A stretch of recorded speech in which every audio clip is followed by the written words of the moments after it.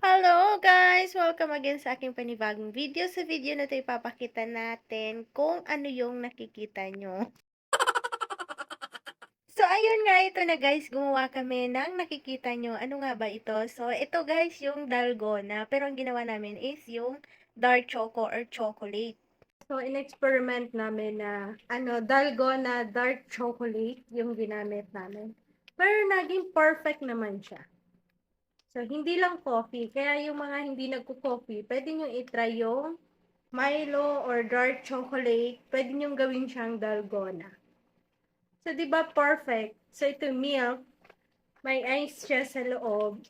And then, on top, gumawa kami ng foamy. So, foamy. Naging foamy siya na chocolate. So, ayan. Tingnan nyo. Sobrang yan.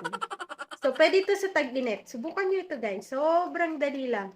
Pero, try nyo rin ito na gumamit kayo ng war whisk or yung mixer talaga. Kasi pag tinido nyo, nako, meron nag-fail.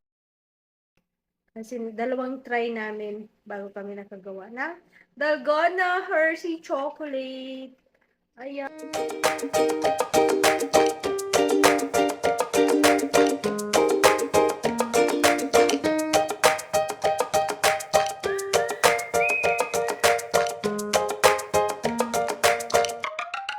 So, eto na guys, may pa-question na naman tayo dito. So, ngayon ang question ko is, ano yung ginamit ko sa pagbibit ng chocolate para maging foamy siya?